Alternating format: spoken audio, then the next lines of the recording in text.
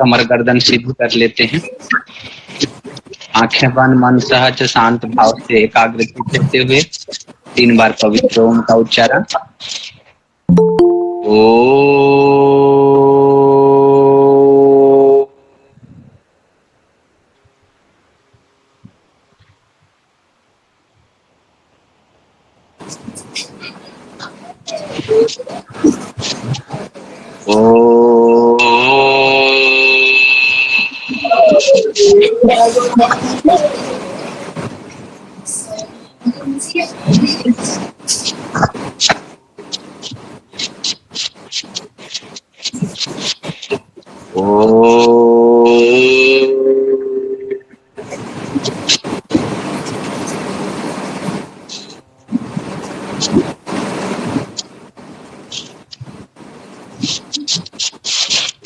ओम भूर्भुवः स्वः तत्सवितुर्वरेण्यं भर्गो देवस्य धीमहि धियो नः प्रचोदयात्। शांति शांति शांति। दोनों हाथ जोड़ आजीवन यम और नियम का पालन करेंगे। योग की पताका फहराई। हमारे संकल्प अद्वित है, अभेद है, अजय है, सब कुछ किया जाना संभव है। इन्हीं मनोभावों के साथ दोनों हाथों को ऊपर उठा के रब करेंगे और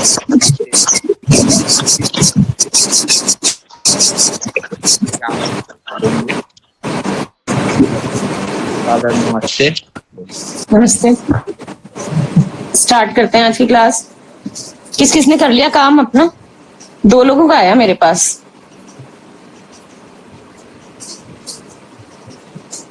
जी मैं बना लिया हूँ लेकिन नहीं भेज पाया हूँ आपके पास।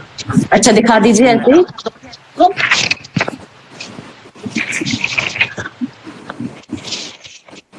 बहुत बढ़िया बनाया आपने। हाँ देवेंद्र जी, बहुत बढ़िया, बहुत अच्छा बनाया है। और क्वेश्चंस भी लिख लिए आप दोनों ने? हाँ जी, तो लिख लिया है, थोड़ा थोड़ा सा लिख लिया है लेकिन नहीं भेजे।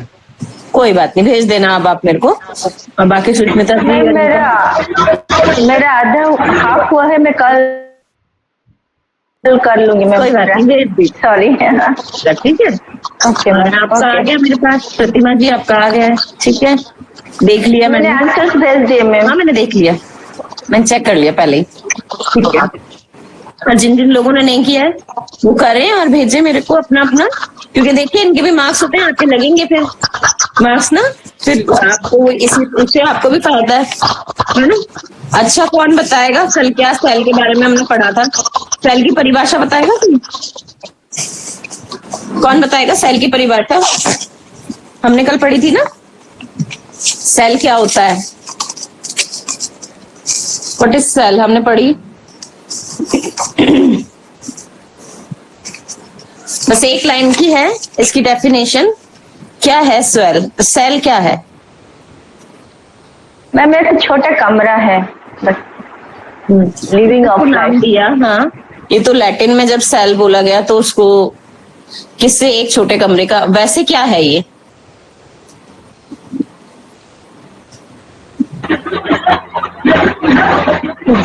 और रचनात्मक और क्रियात्मक का इकाई होता है, हमारे शरीर की सबसे छोटी इकाई होता है पुष्प। हाँ, रचनात्मक और क्रियात्मक इकाई होती है हमारी बॉडी की सबसे छोटी सजीव रचनात्मक और क्रियात्मक इकाई होती है। अच्छा देवेंद्र जी, आप बताइए कितने प्रकार की होती है हमारी सेल? कितने प्रकार की होती हैं? दो प्रकार की होती हैं। हाँ, नाम? यूकैरियोटिक कोशिका और यूकैरियोटिक। ठीक है, वेरी गुड। कोई डिफरेंस बताएगा इन दोनों में? हाँ मैं बताऊंगी। हाँ बताइए। प्रोकैरियोटिक सेल्स इंडिविजुअल वो स्वतंत्र होता है और यूकैरियोटिक सेल्स वो बहुकोषीय प्राणी में पाया जाता है। हाँ। और प्रोकैरियोटिक सेल्स में केंद्रक नहीं होता है, मतलब वो द्रव्य के बीच में जो होता है उसी को बोलते हैं। और यूकैरियोटिक सेल्स में केंद्रक होता है। हाँ, विजिबल केंद्रक होता है। हाँ, और प्रोकैरियोटिक सेल्स उसके एग्जाम्पल है, उदाहरण है बैक्टीरिया। और यूकैरियोटिक सेल्स एग्जाम्पल है प्लैनेट्स एंड एनिमल्स, फंगस होता है। ये हम बस इतना ही। हेमंत जी आप बताइए, आप बता रहे थे। जी वही बताने वाला था मैं प्रोकैरियोटिक कोशिका प्राय स्वतंत्र होती है, जबकि यूकैरियोटिक कोशिकाएं बहुकोशिकीय प्राणियों में पाई जाती है। जी। प्रोकैरियोटिक कोशिका में कोई स्पष्ट केंद्रक नहीं होता है। इनमें पाए जाने वाले अविकल्पित केंद्रक कोशिका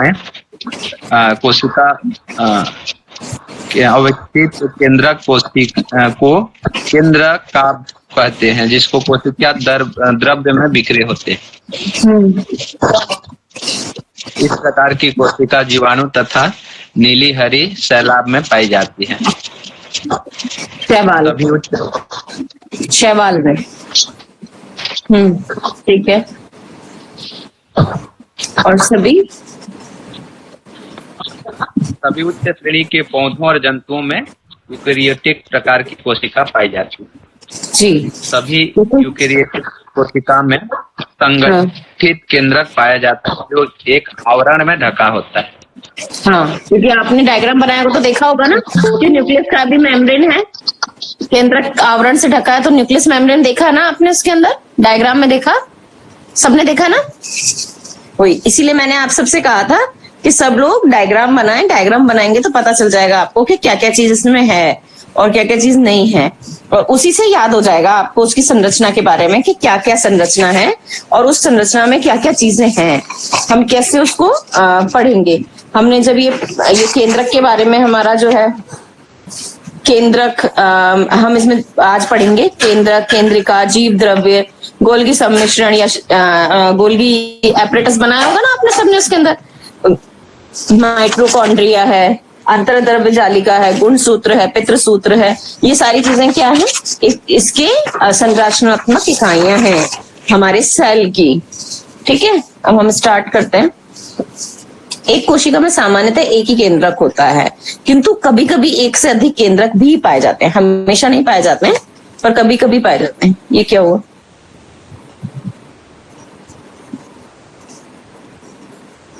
आवाज आ रही है मेरी? आवाज आ रही सबको?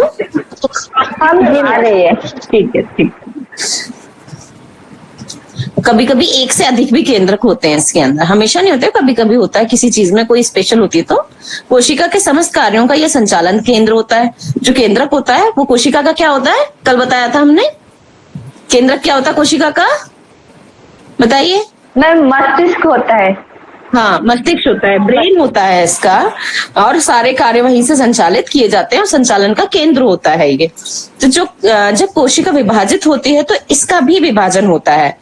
जब भी कोशिका का विभाजन होगा तो जो न्यूक्लियस है ना, जो हमारा केंद्रक है, वो भी ऐसे डिवाइड होता है। ठीक है। केंद्रक कोशिका के भीतर एक तरल पदार्थ कोशिका द्रव्य होता है। जो हमारी ये कोशिका है, केंद्रक कोशिका है, उसके अंदर एक तरल पदार्थ होगा, वो जो लिक्विड होता है उसके अंदर, उसको कोशिका द्रव्य कहते हैं। और ये प्राय तैरता रहता है। द्रव्य है तो उसकी कोई सॉलिड फॉर्म तो है नहीं, तो वो जैसे जैसे इधर उधर जैसे मर्जी वैसे घूमता रहता है। इसका यद्यपि कोई निश्चित स्थान नहीं होता है, तथापि ये अधिकतर लगभग मध्य स्थान में ही स्थित होता है। इसका कोई स्पेशल जगह नहीं है कि इस जगह लोकेटेड होना चाहिए, बट फिर भी लगभग सेंट्रलाइज्ड ही रहता है, बीच की तरफ ही रहता है ये। कुछ कोशिकाओं में इसकी स्थिति आधारीय है और कुछ में सामंतीय भी होती है। कुछ के अंदर पेरिफेरल भी हो सकता है ये, और कुछ में नीचे की तरफ बेस में बैठी हुई भी होती है। केंद्रक की आकृति गोलाकार, वर्तुलाकार या अंडाकार होती है। अधिकतर ये गोल, अंडाकार या लगभग सेमी सर्कल जैसे होते हैं। तथापि कभी कभी यह बेलनाकार, दीर्घवृत्ताकार, सपाट, शाखान्वित, नाशपाती जैसा या भालाकार भी स्वरूपों में हो सकता है। ठीक है, हमेशा नहीं होता है, हो सकता है कभी कभी। इसके भीतर केंद्रक रस, न्यूक्लियर जो है, न्यूक्लियर सैप हमेशा इसके अंदर केंद्रक के अंदर होता है। केंद्रिका तथा पितृसूत्र पाए जाते हैं और उसके अंदर केंद्रिका होती है।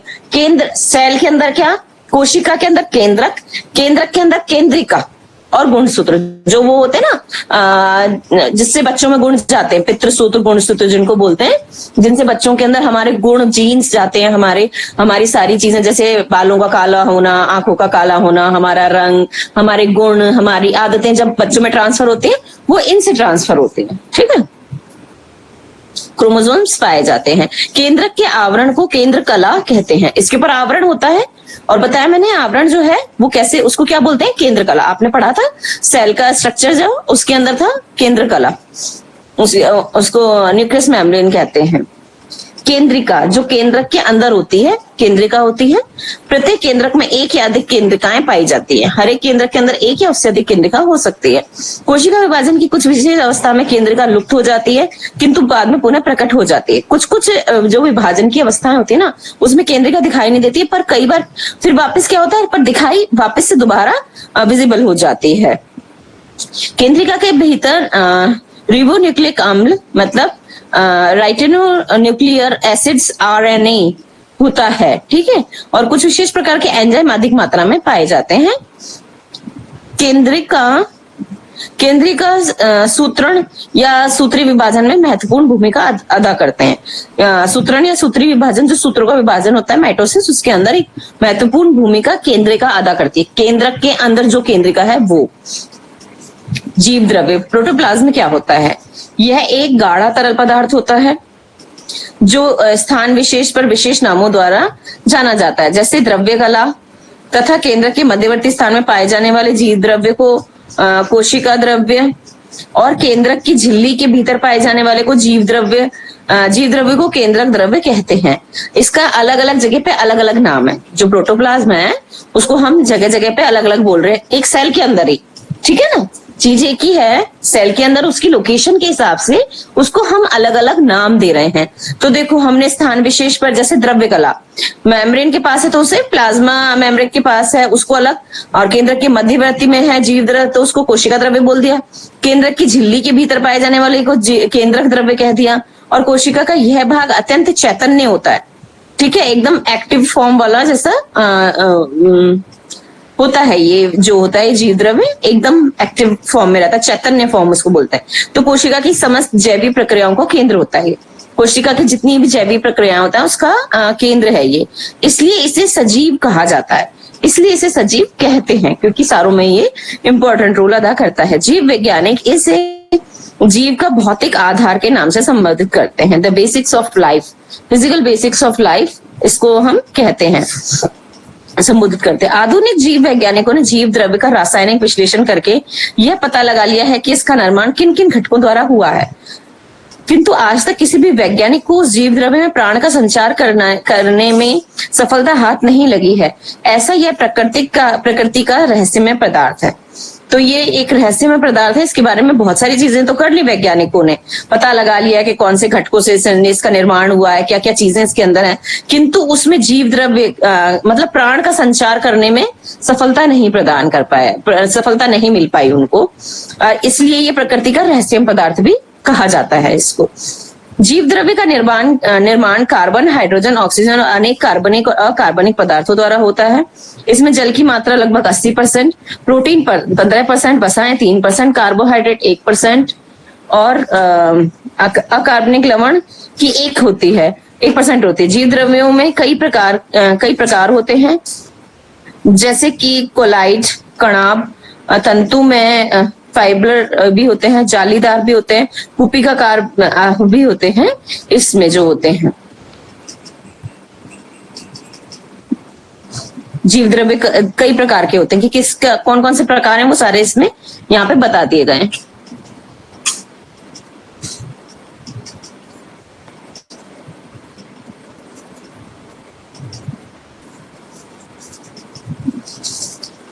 गोल्गी सम्मिश्रण जो हमने पढ़ा था, गोल्गी अपरेटस, पढ़ा नहीं है मतलब आपने बनाया होगा कल सेल के अंदर। गोल्गी सम्मिश्रण क्या है, देखो इसको पढ़ते हैं हम। ये भी एक इम्पॉर्टेंट पार्ट होता है हमारे सेल का। इस अंग का यह नाम इसके खोजकर्ता के कारण रखा गया है। क्या नाम था उनका? कैमिलो गोल्गी के नाम पर पड़ा है। उनका नाम था कैमिलो गोल्गी, जिन्होंने इसका खोज की थी, जिन्होंने इसको नाम दिया कि ये भी इस तरीके का भी कोई यंत्र इसके अंदर एपरेटस सेल के अंदर मौजूद होता है। इन्होंने 1898 में इसकी सबसे पहले खोज की थी। और ये अंग साधारणतः केंद्रक के समीप अकेले या समूह में पाया जाता है। केंद्रक के समीप होता है, अकेला भी हो सकता है और समूह में भी हो सकता है। इसकी रचना 3 तत्वों या घटकों द्वारा हुई है। सपाट कोश, बड़ी रक्तिकाएं तथा आशय। यह एक प्रकार के जाल जैसा दिखाई देता है। आपने बनाया होगा, देखा होगा, इसमें ऐसे ऐसे ऐसे ऊंची नीची इसमें लाइंस होती हैं अलग तरीके की, तो जाल जैसा बनाते हैं वो। इसका मुख्य कार्य कोशिकीय स्त्रवण और प्रोटीनों, वसाओं तथा कतिपय कणवों का भंडारण करना होता है। ये क्या है? स्टोरेज हाउस होता है हमारी जो सेल है उसका। अब ये इनके सबके अलग अलग नाम हो गए। केंद्रक क्या हो गया? मस्तिष्क हो गया। हमारा माइटोकॉन्ड्रिया क्या हो गया? पावर हाउस हो गया। और ये जो आपका गोल्गी सम्मिश्रण है, ये क्या हो गया? भंडारण करने वाला हो गया। ये स्टोरेज हो गया। हर एक चीज का अपना अपना अलग अलग कार्य हो गया। और जो केंद्रक के अंदर केंद्रिका है, वो तो और भी ज्यादा इंपॉर्टेंट चीज होगी। क्या हो गई? वो रहस्यमय चीज, वो मतलब जीवित चीज है। ये सॉरी, जीवित कह रही हूँ, वो हमारी जो सबसे महत्वपूर्ण इकाई इसके अंदर क्या होता है? RNA होता है इसके अंदर, ठीक है। हाँ, वो रहस्यमय तो हो गया आपका ये जीव द्रव्य। प्रोटोप्लाज्म होता है रहस्यमय पदार्थ। तो ये सब जो टर्म्स है ना, इनको आप अंडरलाइन जरूर कर लेना। रहस्यमय पदार्थ हो गया आपका प्रोटोप्लाज्म, जीव द्रव्य। केंद्रक हो गया, इसका ब्रेन का नाम दे दिया है क्योंकि ये सारा संचालन करता है। केंद्रक में सारे काम होते हैं। गोल्गी सम्मिश्रण क्या हो गया आपका? ये भंडारण करता है ना। तो इन सब के नाम याद रखना आप। कणाभ सूत्र, ये कणिकाओं या शलाकाओं की आकृति वाले होते हैं और ये अंगक कोशिका द्रव्य में स्थित होते हैं। इनकी संख्या विभिन्न जंतुओं में 5 लाख तक हो सकती है। इनका आकार 1/2 माइक्रोन से लेकर के 2 माइक्रोन के बीच होता है। विरल उदाहरणों में इनकी लंबाई 40 माइक्रोन तक हो सकती है। इनके अनेक कार्य बताए गए हैं जो इनकी आकृति पर निर्भर करते हैं। तथापि इनका मुख्य कार्य कोशिकीय श्वसन बताया गया। जो माइटोकॉन्ड्रिया का मेन काम क्या बताया गया? कोशिकीय श्वसन बताया गया है। इन्हें कोशिका का पावर प्लांट कहा जाता है क्योंकि इनसे आवश्यक ऊर्जा की पूर्ति होती है। माइटोकॉन्ड्रिया से क्या होती है? आवश्यक ऊर्जा की पूर्ति होती है, इसलिए इसे क्या कहा जाता है? इसका पावर हाउस या पावर पॉइंट कहते हैं हम सेल का, क्योंकि ये श्वसन में काम करता है, सेलुलर रेस्पिरेशन में काम करता है। जो हमने पढ़ा ना पीछे, रेस्पिरेशन पढ़ा था ना श्वसन तंत्र के अंदर, तो जो सेल लेवल पे अंदर जाके रेस्पिरेशन होता था, वहां हमने माइटोकॉन्ड्रिया पढ़ा था। तब हमें पता पड़ा था ये उसके अंदर काम करता है, श्वसन में काम करता है और ऊर्जा निकलती है, वहां ऊर्जा इकट्ठी होती है और ये ऊर्जा की पूर्ति करता है हमारी बॉडी सेल को। जो भी ऊर्जा मिलती है तो वो आपूर्ति करने का काम करता है, इसलिए इसको पावर प्लांट या पावर हाउस हम कहते हैं। अंतरप द्रव्य जालिका, फेंडोप्लास्टिक रेटिकुलम क्या होता है ये चलो देखते हैं। यह जालिका कोशिका द्रव्य के आशयों और नलिकाओं के रूप में फैली रहती है। इसकी स्थिति सामान्यतः केंद्रकीय झिल्ली तथा द्रव्य कला के बीच में होती है। केंद्रकीय झिल्ली और द्रव्य कला दोनों के बीच में ये होती है और इसकी बीच में होती है तथा द्रव्य कला के बीच होती है, किंतु ये अक्सर संपूर्ण कोशिका में फैली रहती है, पर लगभग ये हमेशा संपूर्ण पूरी कोशिका में फैली रहती है। ये जालिका 2 प्रकार की होती है, चिकनी सतह वाली और खुरदुरी सतह वाली। 2 टाइप्स होते हैं इसके। एक सतह इसकी एक खुरदुरी सतह वाली होती है टाइप इसकी, एक होती है चिकनी वाली। इसकी सतह खुरदुरी इसलिए होती है कि इस पर राइबोसोम्स के कण बिखरे रहते हैं। खुरदुरी होने का कारण इन्होंने रीजन क्या दिया है कि उसके ऊपर राइबोसोम्स बिखरे रहते हैं और इनके कार्य बताए गए हैं, जैसे यांत्रिक आधारण और द्रव्यों का प्रत्यावर्तन, एक्सचेंज ऑफ मटेरियल्स जो होता है वो, अतः कोशिकीय अभिगमन, प्रोटीन संश्लेषण इत्यादि इसके अंदर होते हैं। इंट्रासेल्युलर जो ट्रांसपोर्ट होता है चीजों का वो होता है इसके द्वारा। गुण सूत्र या पितृसूत्र, क्रोमोसोम्स किसको कहते हैं? अनु कई दिनों बाद आई हो बेटा, कहाँ थी? पार्ट वाला कर लिया तुमने? दिया नहीं मेरे को, भेजा भी नहीं, दिखाया भी नहीं। बहुत सुंदर बनाया, वेरी गुड। लेबल किया है डायग्राम, थोड़ा सा पास लाओ। हॉस्पिटल में लग रहे थे, वो भांजे की दौरा पड़ गया था ना दिमाग का, तो हॉस्पिटल में थी। अच्छा, कल का भी काम था, ठीक है। क्वेश्चंस थे, एक क्वेश्चन दिया था मैंने, कोशिका क्या होती है, कितने प्रकार की होती है, और प्रोकैरियोटिक और यूकैरियोटिक कोशिकाओं के अंदर अंतर, और सेल का डायग्राम ग्रुप में डाला हुआ है, बना लेना है ना, क्योंकि इसके मार्क्स मिलते हैं आप सब लोगों को। आप जितना करोगे उतना याद भी होगा, और वीडियो देख करके लेक्चर जरूर लेना, है ना। छूट जाएगा तो फिर समझ में नहीं आएगा कुछ भी, ठीक है। कल से ही स्टार्ट किया था हमने ये पैथोलॉजी, और ये बहुत इंपॉर्टेंट है, इसलिए मैंने स्पेशली तुमको बोला, ठीक है। कर लेना काम और फिर मुझको भेजना, ठीक जी। आगे पढ़ते हैं हम क्रोमोसोम्स पे। यह शब्द क्रोम और सोमा 2 शब्दों से मिलकर बना होता है। क्रोमोसोम्स किससे मिलकर बना है? क्रोम और सोमा, जिसका अर्थ होता है रंगीन पिंड, जिसका इसका मीनिंग क्या मिलता है? कलरफुल पिंड इसके होते हैं, बॉडीज, कलरफुल बॉडीज इसका मतलब निकलता है क्रोमसोमा का। तो गुणसूत्र केंद्रकों के भीतर जोड़ों में पाए जाते हैं। जो गुणसूत्र होते हैं वो हमेशा जोड़े में होते हैं, अकेले नहीं होते हैं।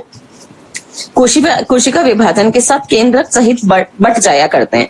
जब कोशिका विभाजन होता है तो केंद्रक के सहित गुणसूत्र भी बट जाते हैं, उस विभाजन में उनका भी विभाजन होता है। ऐसी स्थिति जीवों की पूर्वजों के पैतृक गुणों का वाहक कहा जाता है। इन गुणसूत्रों को क्या कहते हैं? पैतृक गुणों का वाहक। मैंने समझाया था ना अभी कि हमारा जो आंखों का कलर, के इसका आंखों का ये तो अपने दादाजी को गया है, इसका चेहरा दादाजी के जैसा है, इसकी आवाज उनके जैसी है, और इसकी आंखें बिल्कुल माँ के जैसी हैं, चेहरे इसके होठ या नाक इसकी पिताजी जैसी, हम कहते हैं ना।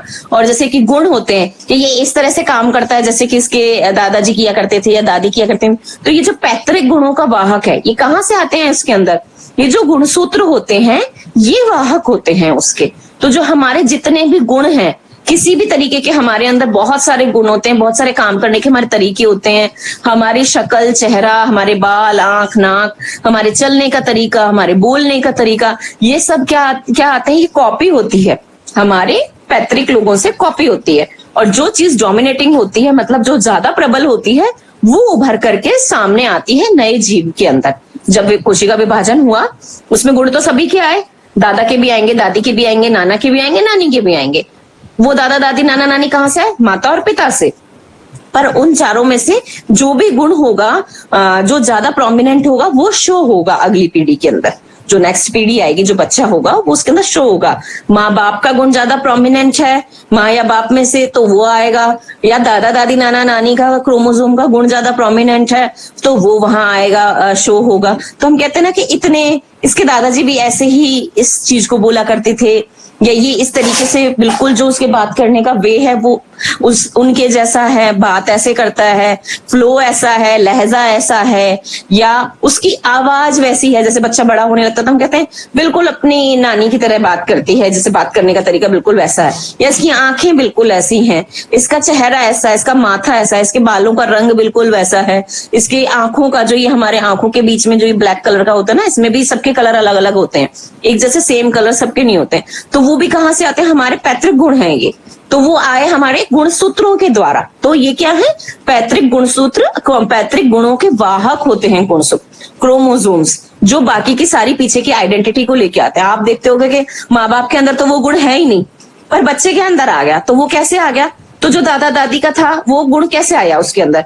तो वो माँ बाप के अंदर, पिता के अंदर आया दादा दादी वाला गुण, और वो वहां पे शायद उनकी माँ का गुण ज्यादा प्रोमिनेंट होगा या डोमिनेटिंग होगा, तो वहां माँ का निकल के आया, पिता का नहीं आया।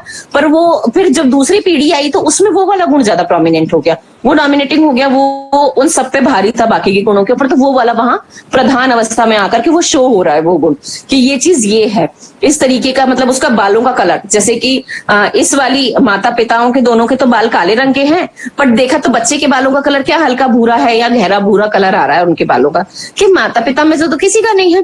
किसका है? तो भाई इसकी दादी का या दादा के बालों का कलर भूरा था, तो वहां पे तो प्रोमिनेंट ये वाला कलर था, ब्लैक कलर, तो बच्चे के अंदर, बाप के अंदर ब्लैक कलर आ गया। पर यहाँ पर प्रोमिनेंट हो गया वो भूरा कलर, तो बच्चे के अंदर अगली नेक्स्ट पीढ़ी में वो आ गया। तो ये वाहक हो गए, एक से दूसरी, दूसरी से तीसरी पीढ़ी में, आगे आगे ऐसी पीढ़ियों में ट्रांसफर होते जाते हैं गुण, ये पैतृक गुण। और आगे पीढ़ियां चलती रहती हैं। हम कहते हैं ना, कई बार ऐसी आपके सामने बातें निकल के आती हैं जैसे कि 2-3 पीढ़ी के पहले लोग कहते हैं ऐसे तो ये हमारे पर दादाजी ऐसे बोलते थे या हमारे पर नाना जी ऐसे दिखते थे, तो वो चीजें निकल के आती हैं कि बिल्कुल ये बच्चा वैसा दिखता है या बोलता है या इसके वैसे गुण उनके जैसे हैं, भाव वैसे जैसे हैं। तो ये चीजें वाहक करने का काम ये पितृसूत्र जो होते हैं, गुणसूत्र जो होते हैं, क्रोमोसोम्स, उनका कार्य होता है। ये बहुत मेन रोल अदा करते हैं यहाँ पे। इनमें स्थित जीवों की पूर्वजों के पैतृक गुणों का वाहक कहा जाता है। इनकी संख्या जीवों में निश्चित होती है, हमेशा एक निश्चित जो संख्या है उसके अंदर ये होते हैं, और जो 1-2 जोड़े से लेकर कई सौ जोड़ों तक हो सकती है। इनका आकार 1 माइक्रोन से 30 माइक्रोन तक लंबा होता है। इनकी आकृति साधारणतः अंग्रेजी भाषा के अक्षर एस जैसी होती है। इनमें न्यूक्लियोप्रोटीन्स मुख्य रूप से पाए जाते हैं।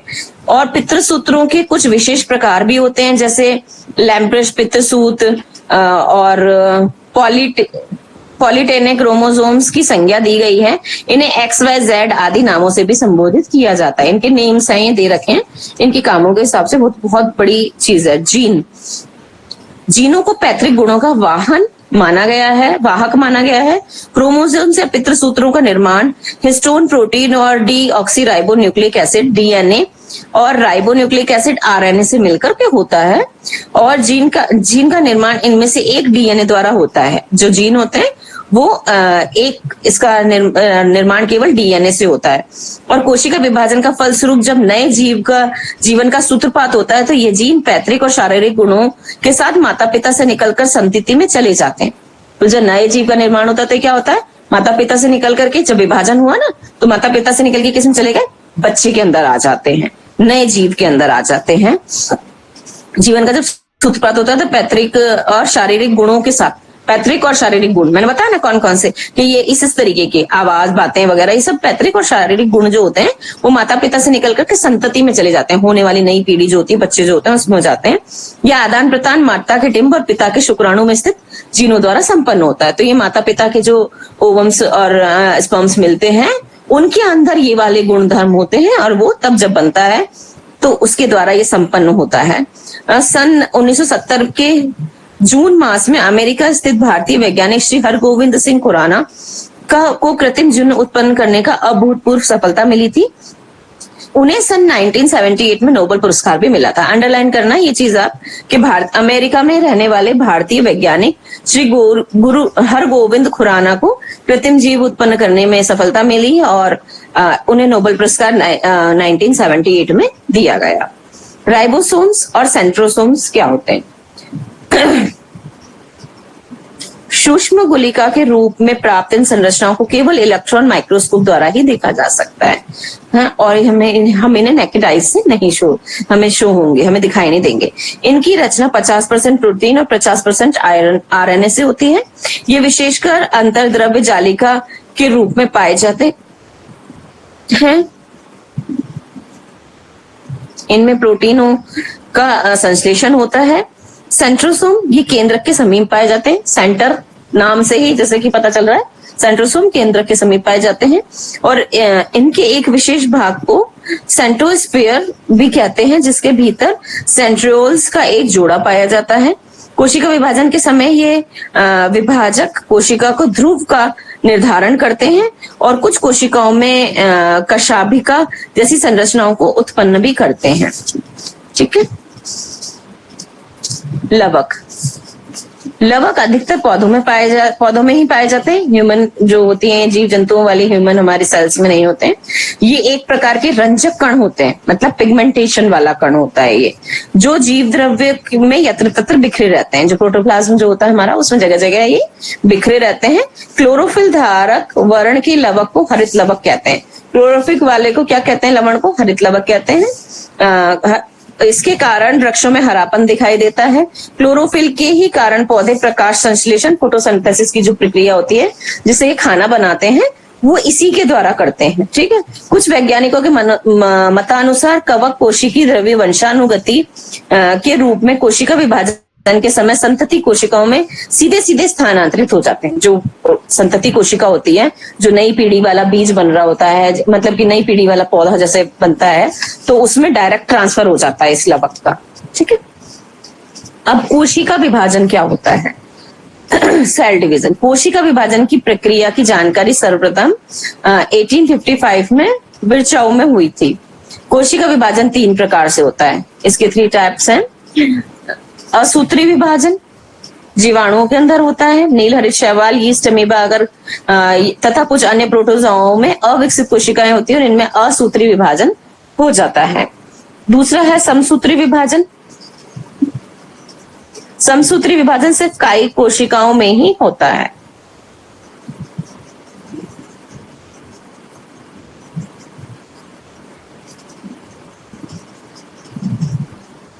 और तीसरा होता है अर्धसूत्री विभाजन।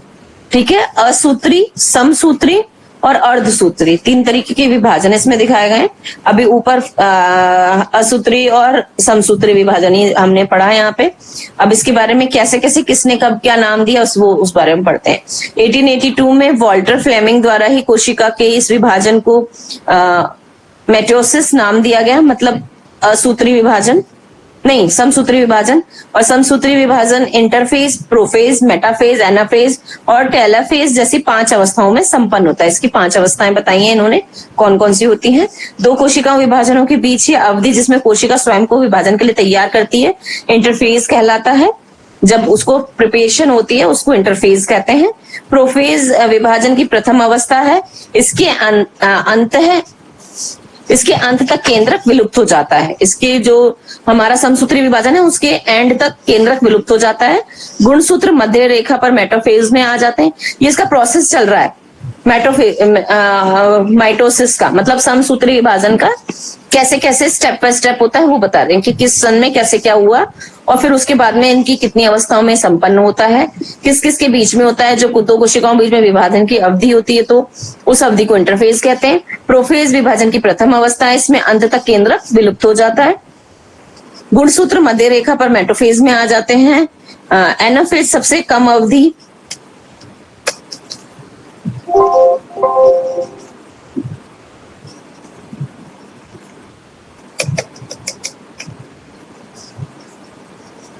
मेटाफेज में आ जाते हैं। एनाफेज में सबसे कम अवधि 2 से 3 मिनट में संपन्न होने वाली अवस्था है।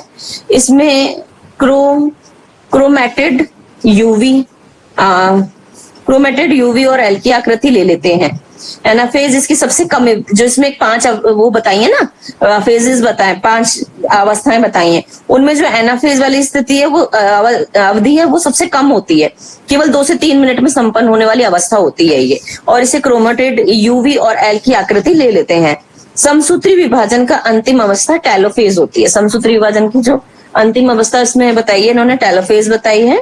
और समसूत्री विभाजन के परिणाम स्वरूप एक जनन कोशिका से 2 संतति कोशिकाओं का जन्म होता है। एक कोशिका से 2 कोशिकाओं के, जब ये समसूत्री विभाजन होता है, एक समसूत्रों का विभाजन होकर के बराबर बराबर, और परिणाम स्वरूप जनक कोशिका से 2 संतति कोशिकाओं का जन्म हो जाता है। समसूत्री विभाजन के परिणाम स्वरूप बने प्रत्येक संतति कोशिका के गुणसूत्रों की संख्या जनक कोशिका के समान ही होती है। जो ये हो गई ना संतति कोशिका, उसमें सारी चीजें क्या होंगी, बिल्कुल सेम होती हैं जैसे कि जनक कोशिका के अंतर होते हैं। विभाजन के कारण जीव में वृद्धि एवं विकास होता है। विभाजन के कारण जीवों में वृद्धि और विकास होता है। कुछ सूक्ष्म जीवों में इसी विभाजन के द्वारा अलैंगिक प्रजनन की क्रिया भी होती है। कुछ जीवों के अंदर इसी विभाजन के द्वारा अलैंगिक प्रजनन भी होता है। समसूत्री विभाजन द्वारा शरीर में नवीन कोशिकाओं का निर्माण होता है और इस प्रकार शरीर की मरम्मत होती है और घाव बढ़ते हैं। जो हमारे घाव बढ़ने की प्रक्रिया होती है वो हमेशा जो ये हमारा समसूत्री विभाजन है उसी के द्वारा होती है। अर्धसूत्री विभाजन, इसे न्यूनकारी विभाजन भी कहते हैं। इस विभाजन का नाम मियोसिस 1905 में फॉर्मर और मुरे ने रखा था। किन किन वैज्ञानिकों ने रखा था ये उसके बारे में अंडरलाइन करते जाइएगा। अर्धसूत्री विभाजन की और वीजमैन द्वारा की गई तथा इसका सर्वप्रथम विस्तृत अध्ययन 1888 में स्ट्रॉन्ग्सबर्गर ने किया था। यह विभाजन सिर्फ जनन कोशिकाओं में ही होता है। केवल सेक्स सेल्स के अंदर ही ये वाला जो विभाजन होता है, अर्धसूत्री विभाजन, वो होता है। अर्धसूत्री विभाजन की 2 अवस्थाएं होती हैं, अर्धसूत्री 1 और अर्धसूत्री 3 दे रखा है इसके अंदर। अर्धसूत्री विभाजन में 4, अर्धसूत्री 1 विभाजन के अंदर 4 अवस्थाएं होती हैं, हेप्रोफेज 1, मेटाफेज 1, एनाफेज 1 और टेलाफेज 1। ये इसकी 4 अवस्थाएं हैं। और कोशिका में जीव द्रव्य पाया जाता है, जिसे वैज्ञानिक हेक्सले ने जीवन का भौतिक आधार बताया था। तो जीव द्रव्य के बारे में तो हमने पहले पढ़ ही लिया है।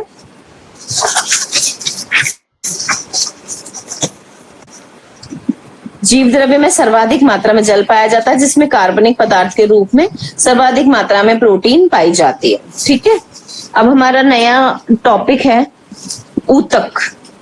अभी हमने सेल पढ़े, अब तक हमने जितना भी पढ़ा वो सेल डिवीजन और सेल के बारे में पढ़ा, सेल की क्या क्या संरचना थी, उसमें क्या क्या चीजें थी, ये था।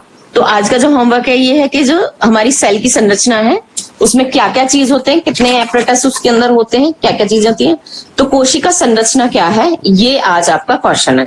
उसके सारे पार्ट डाल के, जो ये 8 पार्ट है ना, इससे 1 से लेके 8 पार्ट डाल करके उसके बारे में लिखना है। इसके जो मेन पॉइंट्स हैं, जैसे मैंने अंडरलाइन कराया और मैं बोलती गई इंपॉर्टेंट है, आप उनको लिख करके क्वेश्चन कंप्लीट करना। सिर्फ एक ही क्वेश्चन करना है। जिन्होंने डायग्राम नहीं बनाया वो डायग्राम बना लेना। और ये इसका क्वेश्चन है कि कोशिका की संरचना क्या होती है। ठीक है, इसके सारे जो पार्ट हैं वो लिखे, इसके भीतर निम्नलिखित संरचनाएं पाई जाती हैं। तो जो सारी संरचना है उसके बारे में भी लिखना है। ये काम है आज का आपका होमवर्क है ना। 8 भागों के बारे में लिख के उनके बारे में हमें डिफाइन करना है, क्या क्या चीज क्या क्या करती है और किसका क्या क्या काम। ठीक है, ऊतक चालू कर दे। अभी तो लगभग है 10 मिनट है ही, 5 मिनट। चलो थोड़ा सा ऊतक के बारे में समझा देती हूँ, है ना, फिर पढ़ेंगे। ऊतक का टॉपिक कल से ही स्टार्ट करेंगे अपन। ऊतक क्या होता है? आदिकाल से मनुष्य, पशु पक्षी और पेड़ पौधों और को उनकी आकृति तथा आकार द्वारा पहचाना जाता है। सभी को आकृति से ही पहचानते हैं हम, उसके आकार से बता सकते हैं कि ये चीज ये है। भाई एक पेड़ है तो उसको हम पेड़ बताएंगे, पौधा है तो पौधा बताएंगे, ये जानवर है, ये पशु है, पक्षी है, तो वो हम उनकी किसके द्वारा पहचान करते हैं? आकृति के द्वारा हम उनकी पहचान करते हैं कि ये इनकी आकृति है, और उसी आकृति से हम उनको पहचानते हैं। विज्ञान के विकास के साथ वनस्पति और जंतुओं के शरीर के भीतर की संरचना जानने की भी जिज्ञासा हुई। तब इन्होंने रिसर्च किया कि इनके अंदर ऐसी क्या चीजें हैं जिनसे हम इनको जानते हैं कि क्या चीज क्या है, क्या चीज क्या है। तो इसी जिज्ञासा के फलस्वरूप शल्य क्रिया का विकास हुआ। सर्जरीज जो है ना, डिसेक्शन। अब ये रिसर्च में तो हम क्या करते हैं? डिसेक्शन करते हैं, चीराफाड़ जो होती है। जो आजकल तो देखो हमें वैसा दिए जाते हैं जो कॉलेजेस में है, रियल बॉडीज नहीं प्रोवाइड किया जाती। पहले हम लोगों को रियल बॉडीज दी जाती थी, तो हम उसका डिसेक्शन करते थे, सारा चीर फाड़ करा। एनाटॉमी, फिजियोलॉजी कैसे पता चलती है हमको? हमें वो बॉडीज दी जाती हैं जो कि जिनका कोई नहीं होता, इस तरीके की बॉडीज प्रिजर्व करके रखी जाती थी, और हम उनका डिसेक्शन करते थे कि ये इनकी बोन्स हैं, ये इनकी मसल्स हैं, ये वाली मसल है, ये वाली मसल है, ये ऑर्गन्स हैं, इस जगह लोकेटेड है, इस जगह पे इतना डीप कट करेंगे तो वो ऑर्गन हमें यहाँ पे मिलेगा, इस जगह लोकेशन इसकी होती है, किसके पास है, किससे दूर है, कितने इंच और कितने इंच के बीच में है, क्या शेप और साइज होती है लगभग सभी एडल्ट्स के अंदर। ये सब चीजें हमें कहाँ से पता पड़ी? जब हम डिसेक्शन करते हैं, इनकी रिसर्च करते हैं, तो हमें इन सब चीजों का ज्ञान होता है।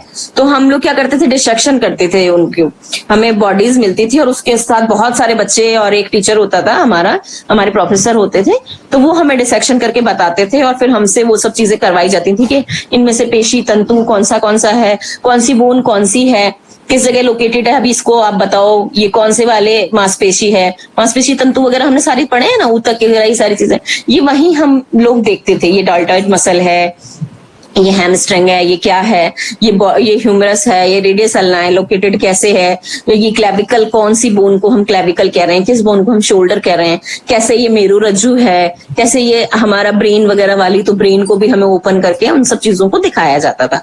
तो ये क्या हमें पता चला किस चीज से? डिसेक्शन सर्जरी जब होती है, चीर फाड़ करके हम देखते हैं, तभी तो हमें मालूम पड़ती है। तो वो रिसर्च करी जाती थी पहले, और इन सब चीजों से ही पढ़ाया जाता था पहले तो। अब तो मतलब डमी दी जाती है, मतलब होता सब कुछ लगभग एक जैसा ही है, बट वो रियल नहीं होती हैं बॉडीज। हमको रियल दी जाती थी बॉडीज, तब हम उन पे काम करके देखते थे कि क्या कहाँ पे क्या चीज कैसी होती है। अब ये है ना जिज्ञासा के फलस्वरूप शल्य क्रिया का विकास हुआ, इसलिए मैंने आपको इतना सारा डिस्क्राइब किया कि इस तरीके से चीजें हमें देखने को मिलती थी।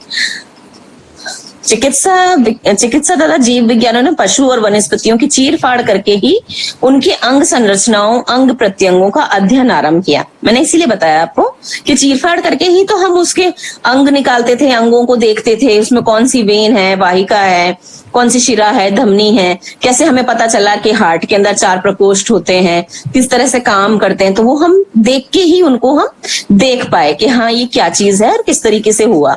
हम उनका जब अध्ययन किया हमने, इसी अध्ययन के फलस्वरूप संपूर्ण शरीर की उत्पन्न हुई, ये शारीरिक की जो है एनाटॉमी कैसे डेवलप हुई, एनाटॉमी वही तो हुई एनाटॉमी। हमें लोकेशंस वगैरह कैसे पता चले, चीरफाड़ करके जब हमने उनको निकाला सर्जरीज के द्वारा कि ये अंग इस जगह है, इसकी लोकेशन ये है, ये इसके बीच में है। जैसे कि हमने बताया कि फेफड़े कहाँ है, रिब केज के भीतर है, तो हमें कैसे पता पड़ा, जब चीरफाड़ करके निकाल के देखा तभी तो हमें मालूम पड़ा कि रिब केज के अंदर है ये।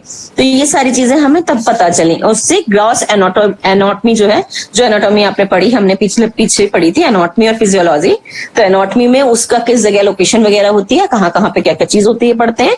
फिजियोलॉजी के अंदर ये होता है कि वो कार्य क्या करते हैं हमारे बॉडी में, उनका क्या योगदान है, किस तरीके से उनका जो मैकेनिज्म है वो होता है, किस तरीके से वो चल रही हैं। जैसे कि हमने पाचन तंत्र वगैरह सब पढ़े ना, तो पाचन तंत्र में हमने क्या देखा, कहाँ से खाना आया, कैसे गया, फिर आगे कैसे ट्रेवल किया, किस किस जगह किस किस का अवशोषण हुआ, किस किस जगह विघटन हुआ, कैसे सरल में बदला, कैसे पानी का अवशोषण हुआ, कैसे मल बना उसका। तो सारी चीजें किसके अंदर आ गई, फिजियोलॉजी के अंदर पढ़ाई है हमने।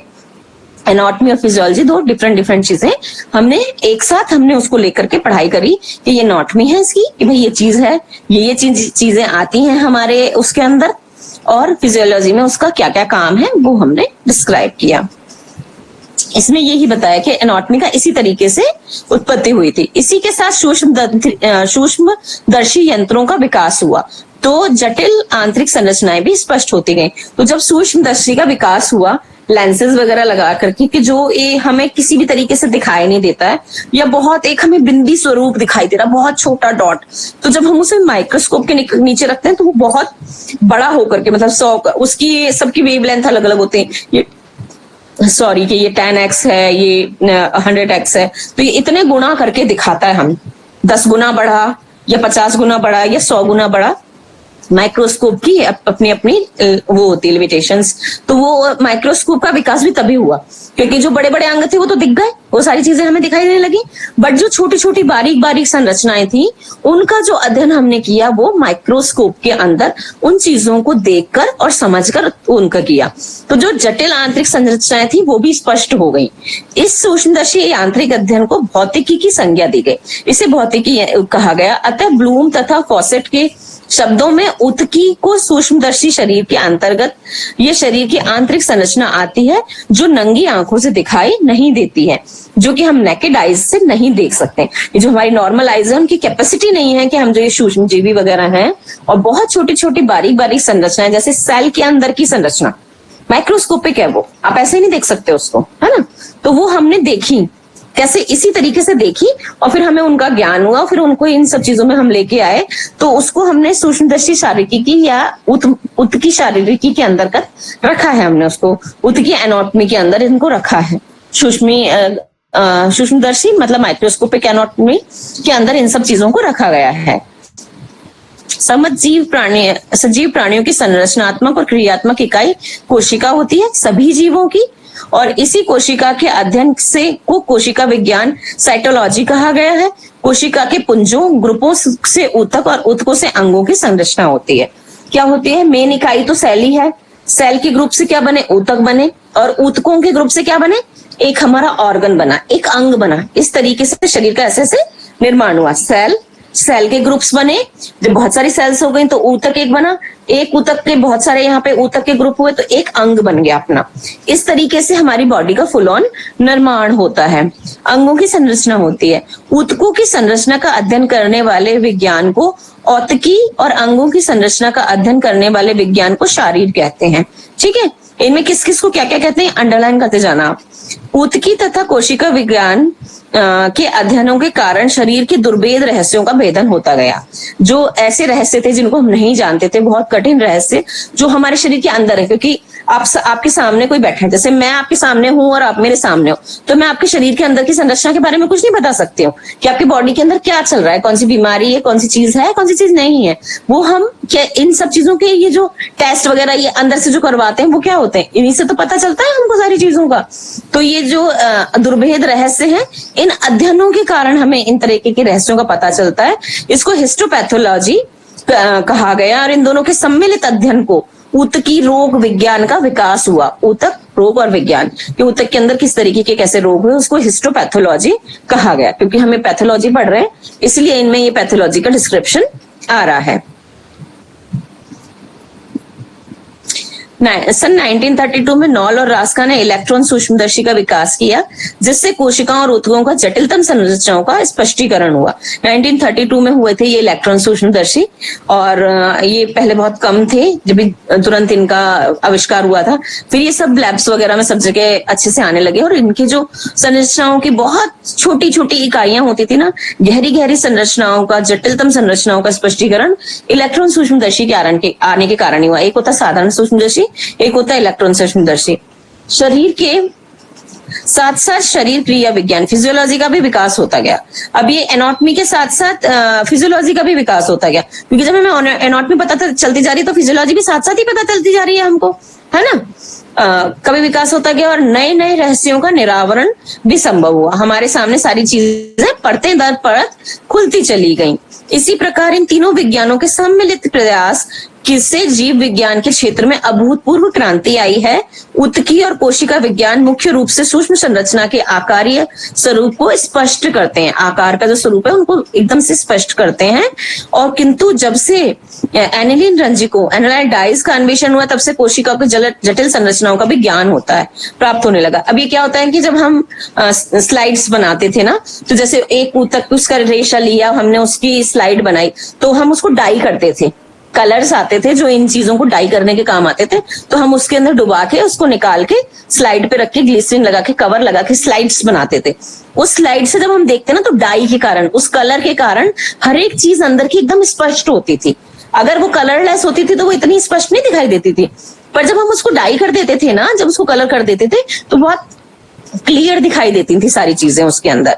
तो यही है एनिलिन रंजक, मतलब एनिलिन डाइज जो है, उससे से जटिल संरचनाओं का भी ज्ञान प्राप्त हुआ, क्योंकि बहुत सारी चीजें ऐसी थी जो हमें दिखती ही नहीं थी, पर जब हम डाई करने लगे उनको ना, तो बहुत अच्छे से दिखाई देने लगा। आज सैकड़ों प्रकार के रंजकों का प्रयोग होता है, शून्य से सूक्ष्म रंगत रचनाओं पर प्रकाश डाला जा रहा है। बहुत सारे रंजक आ गए, बहुत तरह की डाइज आ गई हैं, तो बहुत छोटी से छोटी चीजों को भी उनके ऊपर हम रिसर्च कर पा रहे हैं, देख पा रहे हैं और समझ पा रहे हैं। इस प्रकार ऊतकी के क्षेत्र में रसायन विज्ञान का भी प्रवेश हो गया। इसके अंदर केमिकल्स भी आ गए, तो रसायन विज्ञान, केमिस्ट्री भी इसके अंदर आकर के घुस गई, और भांति भांति के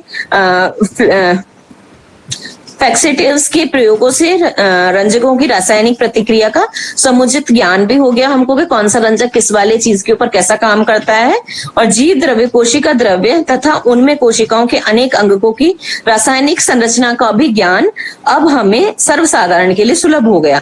पहले हमें नहीं पता था, अब बाद में जब ये बहुत तरह के ये आ गए, हमारे पास डाइज आ गई, तो अलग अलग रंजकों से हमने जब डाई कर करके देखा, अलग अलग चीज एकदम से अच्छे क्लियर से निकल के आई, हमने देखी, तो अब ये हम सब के लिए हमारे सामने है। जैसे सेल का अब आपको कितना इजीली, मैंने आपको कल बताया, आप सबको मिल गया।